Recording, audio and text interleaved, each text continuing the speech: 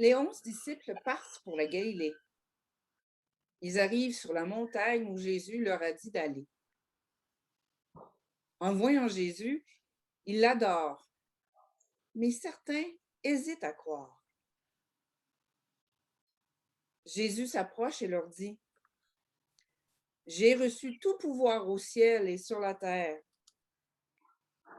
Allez chez tous les peuples pour que les gens deviennent mes disciples. Baptisez-les au nom du Père, du Fils et de l'Esprit Saint. Apprenez-leur à pratiquer tous les commandements que je vous ai donnés. Et moi, je suis avec vous tous les jours, jusqu'à la fin du monde. Alors, nous entendons parler ici des disciples du Christ. À la fois, les disciples qu'il vient rencontrer, les 11, on en a parlé, mais aussi ce dernier souhait de Jésus, ce qu'il veut vraiment qu'il fasse, c'est de faire encore plus de disciples, qu'ils aillent partout dans le monde et qu'ils fassent des disciples parmi tous les peuples. Comment faire des disciples? Jésus dit en les baptisant. C'est pour cela que nous nous réunissons ici aujourd'hui pour baptiser Patricia Hope qui prend un peu d'air pour se mettre en forme pour le grand moment. Et ainsi, elle pourra devenir une disciple du Christ. Alors, qu'est-ce que ça veut dire ce mot disciple? Ce n'est pas un mot qu'on utilise normalement dans notre quotidien aujourd'hui. Quel est un disciple et comment on devient disciple?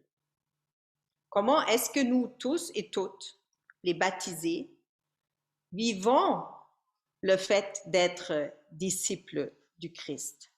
Qu'est-ce que ça veut dire pour nous?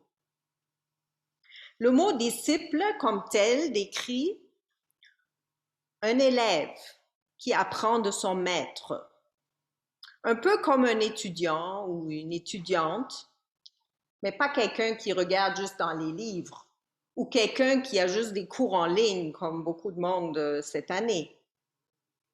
Vraiment un élève qui apprend d'une relation avec une autre personne. Quelqu'un qui vit avec son maître, qui l'observe et qui essaye de reproduire ses actions. En fait, tous les enfants font ça naturellement. Les enfants apprennent tout d'abord de leurs parents en les regardant.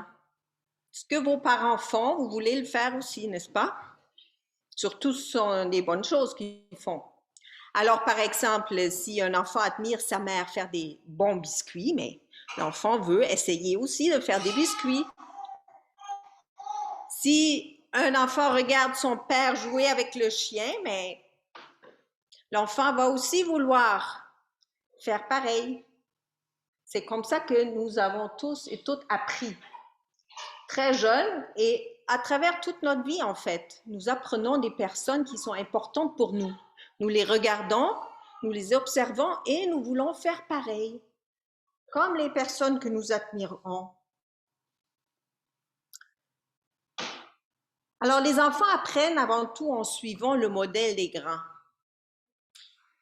C'est cela la caractéristique de tout disciple. Suivre un modèle, quelqu'un que nous admirons. Et les personnes qui ont suivi Jésus étaient dans le même mode d'apprentissage. Ils ont beaucoup admiré Jésus. C'est pour ça qu'ils l'appelaient leur maître.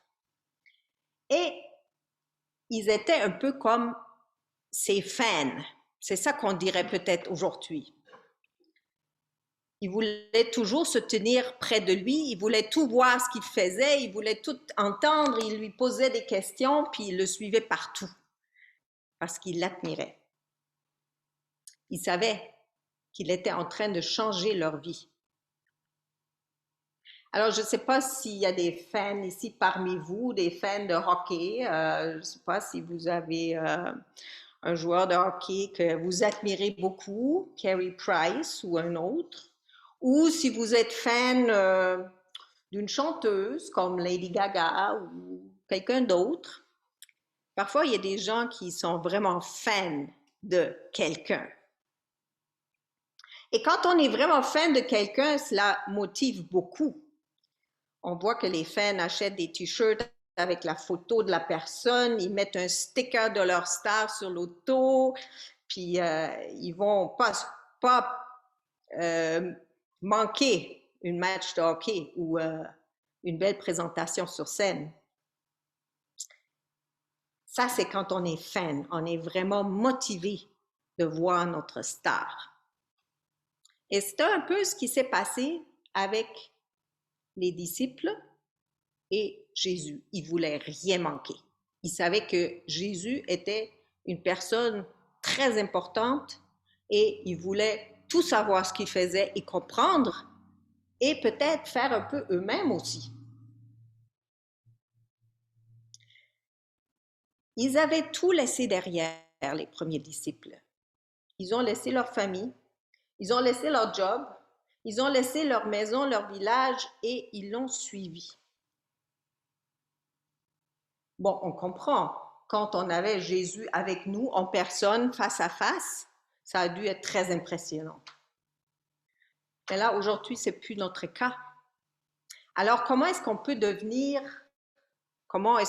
vivre, être disciple nous-mêmes aujourd'hui? Matthieu nous dit deux choses dans l'Évangile. Premièrement, par le baptême, car c'est le moment d'une décision. C'est la décision de vouloir suivre Jésus. Il faut prendre cette décision, chacun pour soi. Les parents prennent aujourd'hui la décision pour Patricia Hope, mais il va y avoir un moment dans sa vie où elle va devoir décider pour elle-même si elle veut continuer à suivre sur ce même chemin. Et normalement, il y a le moment de la confirmation dans l'Église où l'enfant est assez grand pour se faire son propre opinion et dit « Oui, je confirme que je veux être disciple du Christ ».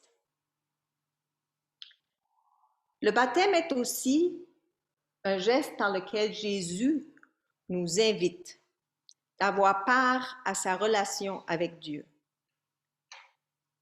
C'est lui qui nous offre une relation d'amour, une nouvelle relation qui peut changer tout ce que nous sommes. C'est le point de départ. C'est là que Jésus nous invite et dit « Suis-moi et je vais te donner une vie riche. » Mais le baptême tout seul, c'est un point de départ. Ça ne peut pas s'arrêter là, ce n'est pas suffisant, parce que ce n'est pas un acte magique. Ce n'est pas parce qu'on met de l'eau sur la tête qu'il va y avoir une protection autour de l'enfant. Ce n'est pas aussi automatique. C'est un geste pour signifier cette nouvelle relation qui a commencé. Et dans notre texte, Jésus continue à dire, faire des disciples, c'est apprenez-leur à pratiquer tous les commandements que je vous ai donnés. Apprenez-leur. Donc, un disciple a toujours à apprendre. Nous n'en avons jamais fini. Et je sais, moi, j'ai fait des études à l'université en théologie. Et plus que j'étudie, plus je sais que je n'ai pas fini. Je n'ai pas fini d'apprendre. Et nous ne saurons jamais tout sur Dieu qui est tellement plus grand. Nous pouvons juste prendre la décision de le suivre et d'apprendre jour après jour. Suivre Jésus, être sa fan, ça veut dire pour moi d'essayer de mieux comprendre ce qu'il a fait et ce qu'il a dit. Je trouve ça dans les textes bibliques. Important de les lire, d'en parler avec d'autres, d'essayer de comprendre. Parfois, nous ne pouvons pas toujours tout comprendre toutes seules, Mais si nous pouvons en parler avec d'autres, si nous pouvons aller dans une église où on nous explique, on apprend beaucoup. On apprend de la sagesse de vie et de sa connaissance de Dieu, de Jésus, qui était si grande qu'ils peuvent changer même ma vie. Et apprendre, ça se fait pas juste par la tête, c'est pas juste que j'apprends ici, mais ça prend toute ma personne. J'apprends par les actes. J'essaie de vivre ce que Jésus nous a demandé de vivre. Et j'apprends quand je suis généreux, je partage quelque chose. J'apprends quand j'écoute une autre personne attentivement. J'apprends quand j'accompagne quelqu'un dans un moment difficile de la vie. Tout ça, c'est un apprentissage qui m'apprend sur la vie et sur la relation que nous avons avec Dieu. Est-ce que j'arrive à vivre cette attention que Jésus a portée à des personnes? Est-ce que j'arrive à avoir son écoute, sa compassion, ses mots d'encouragement pour les autres, son pardon? Est-ce que j'arrive à avoir sa foi, cette grande confiance en Dieu, peu importe ce qui arrive?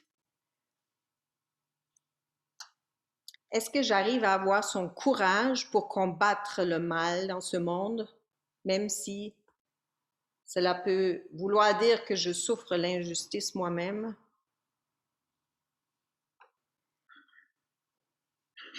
Nous sommes toujours en route. Ce n'est jamais fini.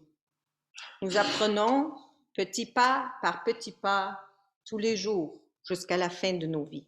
Le baptême, c'est le début du cheminement.